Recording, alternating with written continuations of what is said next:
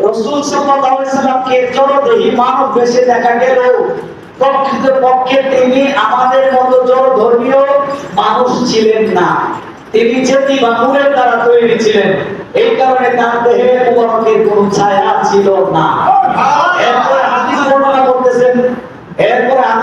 করতেছেন হাদিসে কুদসি আশরাফ আলী থানভী সাহেব বলতেছেন, আমার নবী বলতেছে, আউয়ালু মা খালাকাহু নূর, আল্লাহ সর্বপ্রথম যা সৃষ্টি করেছেন তা হলো আমি রাসূলের নূর। সুবহানাল্লাহ। এরপরে আরেকটা হাদিস থেকে বর্ণনা দিচ্ছেন, হাদিসে কুদসি বর্ণনা দিতেছেন, বলতেছে আনা নূরিল্লাহ, আমি আল্লাহর নূর থেকে সৃষ্টি, ওয়া কুল্লু শাইইন মিন নূরি, সমুদ্র সৃষ্টি করি আমার নবীর নূর থেকে সৃষ্টি। সুবহানাল্লাহ।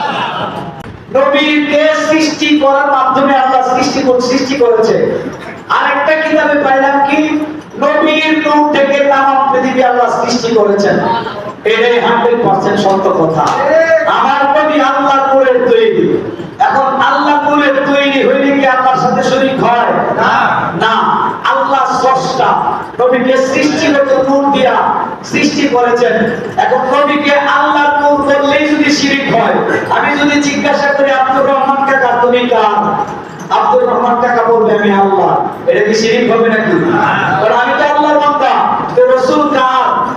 আল্লাহ। রাসূলকে যে নূর দিয়ে বানাইছে, নূরটা কার? আল্লাহ। বলে নবী আল্লাহর নূর, কইলে অসুবিধা কি?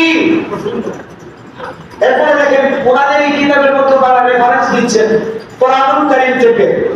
কদিজা, দেখেন আবশ্যক মিথ্যা কথা বলছে কিনা, কদিজা আকুম মিনাল্লাহি নূরুন ওয়া কিতাবুম মুবিন, অবশ্যই তোমাদের কাছে আছে, আসিয়া কি আছে, আল্লাহর তরফ থেকে একটি নূর আর একটি মহাগ্রন্থ কিতাব। এই কিতাব হচ্ছে কোরআনুল কারীম, আর নূর হচ্ছে ইয়ানি মুহাম্মদ মুস্তাফা সাল্লাল্লাহু আলাইহি ওয়াসাল্লাম। সুবহানাল্লাহ।